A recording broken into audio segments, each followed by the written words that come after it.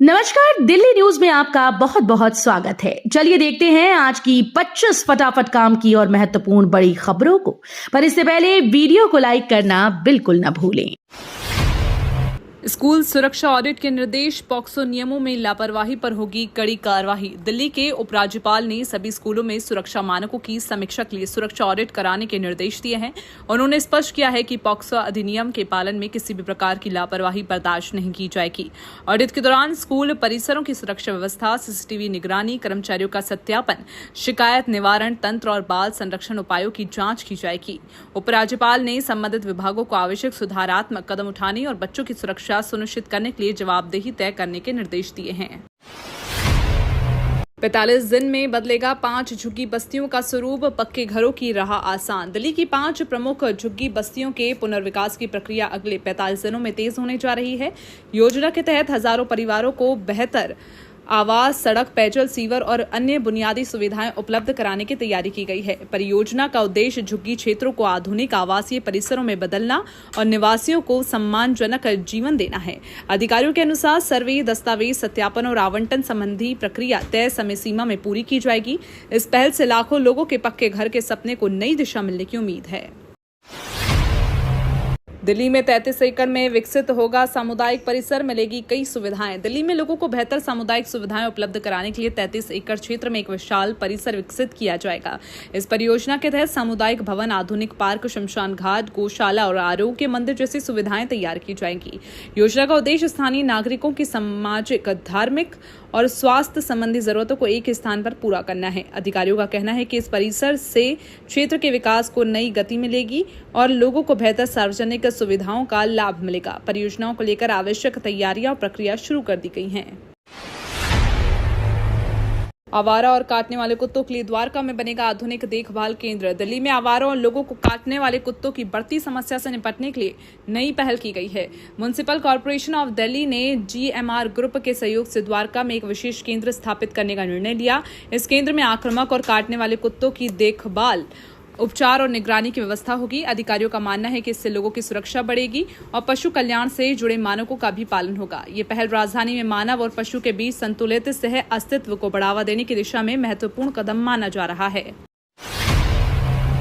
NEET री exam से पहले टेलीग्राम कोर्ट पहुंचा, प्रतिबंध मामले में आज सुनवाई।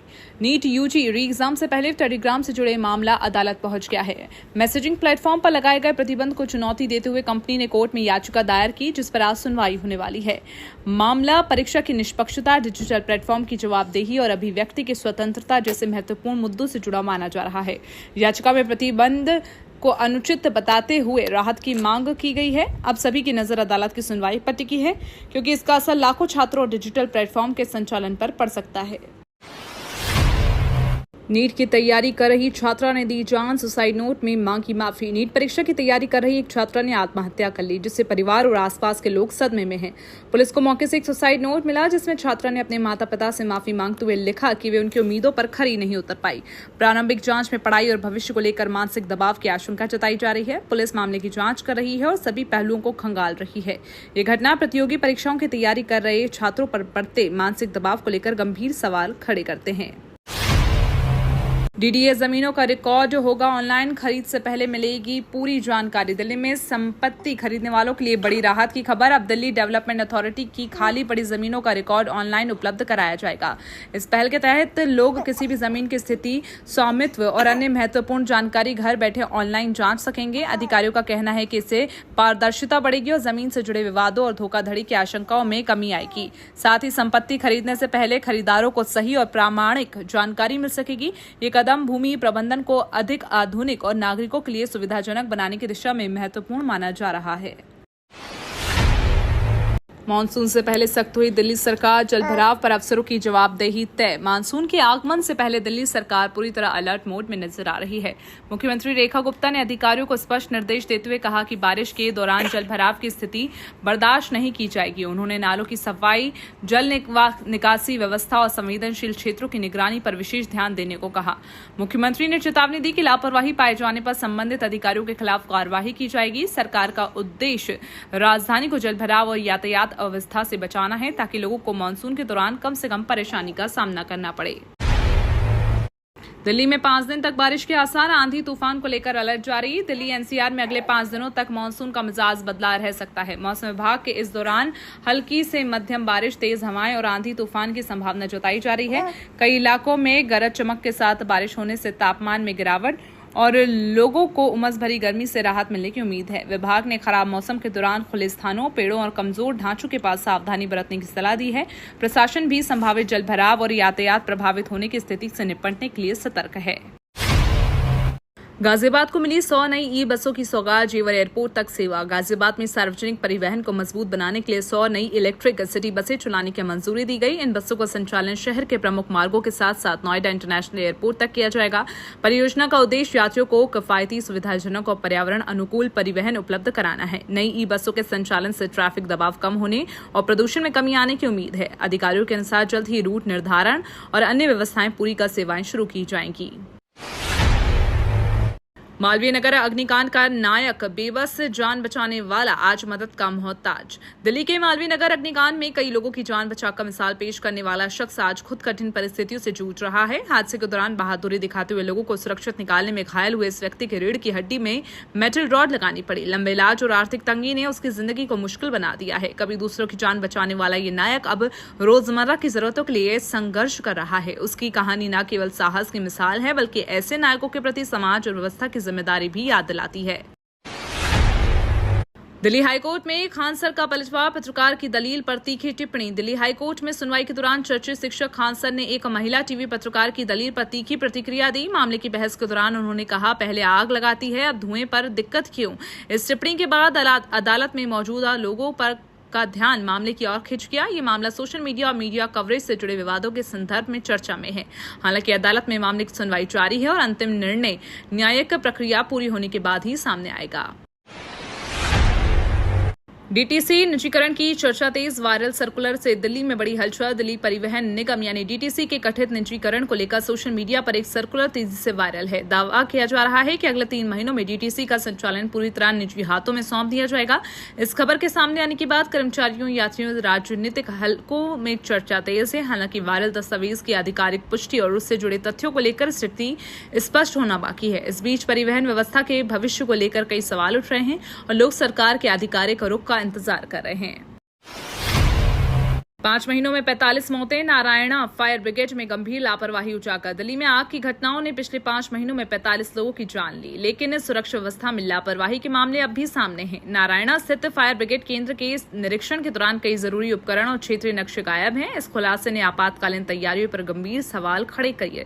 अधिकारियों ने मामले की जांच शुरू कर दी है और जिम्मेदार कर्मचारियों की जवाबदेही तय करने की बात कही। विशेषज्ञों का मानना है कि ऐसी लापरवाही आपदा के समय राहत और बचाव कार्यों को प्रभावित कर सकती है।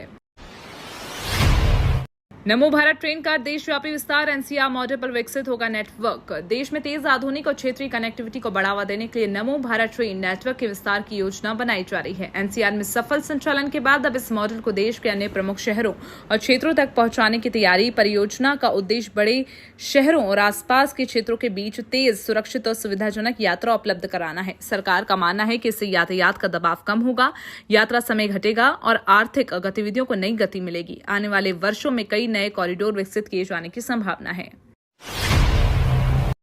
रिपोर्ट में चौंकाने वाला खुलासा, करोड़ों बुजुर्ग दवा और मौसम संकट से जूझ रहे। एक ताजा रिपोर्ट ने देश में बुजुर्गों की स्थिति को लेकर गंभीर चिंता जताई है।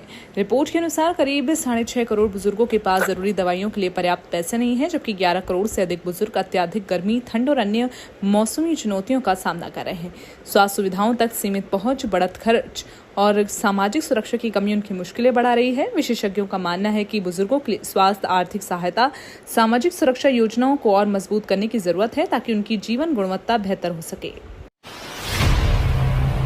दिल्ली एम्स में पर्सनल असिस्टेंट के 32 पदों पर भर्ती, आवेदन शुरू। देश के प्रतिष्ठित चिकित्सा संस्थान all India institute of medical sciences में पर्सनल असिस्टेंट के 32 पदों पर विभागीय भर्ती के लिए आवेदन आमंत्रित किए गए हैं। इस भर्ती प्रक्रिया के माध्यम से योग्य अभ्यर्थियों का चयन विभिन्न प्रशासनिक कार्यों के लिए किया जाएगा। इच्छुक और पात्र उम्मीदवार निर्धारित पात्रता शर्तों के अनुसार आवेदन कर सकते हैं। संस्थान की ओर से आवेदन प्रक्रिया, योग्यता, चयन प्रक्रिया और अन्य जरूरी जानकारी जारी कर दी गई है। उम्मीदवारों को सलाह दी गई है कि वे अंतिम तिथि से पहले आवेदन पूरा करें और आधिकारिक निर्देशों का पालन करें। दिल्ली में बाढ़ से निपटने की तैयारी तेज, यमुना पर डिजिटल निगरानी। मानसून से पहले दिल्ली सरकार संबंधित एजेंसियों ने बाढ़ नियंत्रण की तैयारी तेज की है। यमुना नदी के जलस्तर की निगरानी के लिए आधुनिक डिजिटल सिस्टम स्थापित किए जा रहे हैं, जिससे जल स्तर में होने वाले बदलाव की रियल टाइम जानकारी मिल सकेगी। अधिकारियों का कहना है कि इससे बाढ़ की आशंका होने पर समय रहते चेतावनी जारी करने और राहत बचाव कार्यों को बेहतर ढंग से संचालित करने में मदद मिलेगी। संवेदनशील क्षेत्रों की पहचान कर विशेष निगरानी की जा रही है। प्रशासन का लक्ष्य संभावित बाढ़ के जोखिम को कम करना और लोगों को सुरक्षित सुनिश्चित करना है।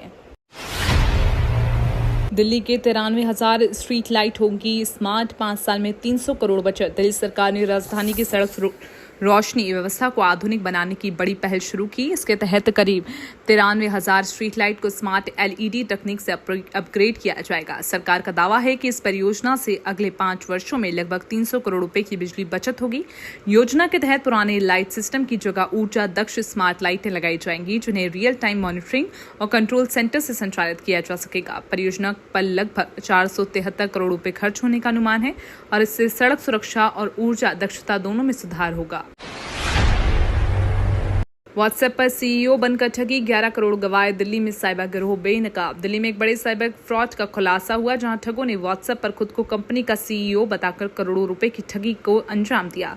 जालसाजों ने फर्जी पहचान भरोसे का फायदा उठाकर कंपनी से करीब 11 करोड़ रुपए विभिन्न खातों में ट्रांसफर कराए। शिकायत के बाद जांच में जुटी दिल्ली पुलिस ने पूरे साइबर नेटवर्क का भांडाफोड़ कर आरोपियों को गिरफ्तार किया। जांच में फर्जी बैंक खाते, SIM card, money transfer channel का इस्तेमाल हुआ। पुलिस अब गिरोह के अन्य सदस्यों की तलाश कर रही है। जिम फायरिंग मामले में लॉरेंस बिश्नोई गैंग के 2 शूटर दिल्ली पुलिस के हत्थे। दिल्ली में एक जिम पर हुई फायरिंग के मामले में पुलिस ने लॉरेंस बिश्नोई गैंग से जुड़े 2 शूटरों को गिरफ्तार किया। जांच के दौरान आरोपियों की पहचान तकनीकी साक्ष्यों, CCTV फुटेज, मुखबिरों से मिली जानकारी के आधार पर की गई। पुलिस के अनुसार दोनों शूटर वारदात को अंजाम देने के बाद फरार हैं। गिरफ्तारी के बाद अब उनके कब्जे से हथियार और अन्य महत्वपूर्ण साक्ष्य बरामद किए गए। मामले में गैंग के अन्य सदस्यों की भूमिका की जाँच की जा रही है और आगे की कार्रवाई जारी है। घर के पास मिलेगा सरकारी योजनाओं का लाभ, एक मंच पर जुड़ेंगी सेवाएं। दिल्ली वासियों को अब केंद्र और दिल्ली सरकार की विभिन्न जन कल्याणकारी योजनाओं का लाभ पाने के लिए अलग अलग कार्यालयों के चक्कर नहीं लगाने पड़ेंगे। नई पहल के तहत एक ही मंच पर दोनों सरकारों की प्रमुख योजनाओं, सेवाओं की जानकारी, सुविधाएं उपलब्ध कराई जाएंगी। इसका उद्देश्य आम लोगों तक सरकारी योजनाओं की पहुंच आसान बनाना, पात्र लाभार्थियों को समय पर लाभ दिलाना है। घर के नजदीक उपलब्ध इस सुविधा से लोगों का समय और खर्च दोनों बचेंगे। सरकार का दावा है कि इससे सेवा वितरण व्यवस्था अधिक पारदर्शी और प्रभावी बनेगी। दिल्ली में उद्धव गुट के सांसद लापता, शिंदे संग गुप्त बैठक में हलचल। महाराष्ट्र की राजनीति में एक बार फिर बड़ा सियासी भूचाल देखने को मिल रहा है। दिल्ली में शिवसेना के कई सांसदों के नॉट रीचेबल होने से अटकलें तेज हैं। सूत्रों के मुताबिक इन सांसदों ने महाराष्ट्र के उप मुख्यमंत्री एकनाथ शिंदे के साथ गुप्त बैठक की। इस घटनाक्रम के बाद उद्धव ठाकरे गुट में बेचैनी बढ़ गई है। राजनीतिक चर्चा जोरों पर है और राजनीतिक गलियारों में ऑपरेशन टाइगर की चर्चा भी है। हालांकि संबंधित नेताओं की ओर से अब तक कोई आधिकारिक बयान नहीं आया। NCR के 4 राज्यों में बनेगी नमो सिटी, विकास को मिलेगी नई रफ्तार। दिल्ली NCR क्षेत्र के समग्र विकास को गति देने के लिए 4 राज्यों में एक नमो सिटी विकसित करने की योजना पर काम शुरू हुआ है। इस पहल का उद्देश्य आबादी और बुनियादी ढांचे पर बढ़ते दबाव को संतुलित करना है। अधिकारियों के अनुसार दिल्ली NCR में लागू कुछ प्रतिबंधों से राहत मिलने की संभावना है। हालांकि NCR के मौजूदा दायरे में कोई बदलाव नहीं किया जाएगा। नई स्मार्ट और आधुनिक शहरों के विकास से रोजगार, आवास और निवेश के अवसर बढ़ेंगे। ये परियोजना क्षेत्रीय विकास की दिशा में महत्वपूर्ण कदम है। 15 वर्षीय तनु का कमाल, T20 दिल्ली लीग में लगातार 3 शतक जड़े। महज 15 साल की युवा बल्लेबाज तनु ने T20 दिल्ली लीग में शानदार प्रदर्शन कर सभी का ध्यान अपनी ओर खींच लिया है। तनु ने लगातार 3 मैचों में शतक जोड़कर नया कीर्तिमान स्थापित किया, अपनी प्रतिभा का दमदार परिचय दिया। उनकी विस्फोटक बल्लेबाजी के दम पर टीम को महत्वपूर्ण सफलताएं मिली। क्रिकेट विशेषज्ञ भी इस उपलब्धि की सराहना कर रहे हैं। उन्हें भविष्य की बड़ी खिलाड़ी माना जा रहा है। कम उम्र में हासिल की गई ये सफलता युवा खिलाड़ियों के लिए प्रेरणा है। तनु की उपलब्धि अब खेल जगत में चर्चा का विषय है। तो ये थी आज की बड़ी खबरें। रोजाना ऐसे ही सबसे पहले अपडेट पाने के लिए चैनल को सब्सक्राइब करना बिल्कुल न भूलें। धन्यवाद।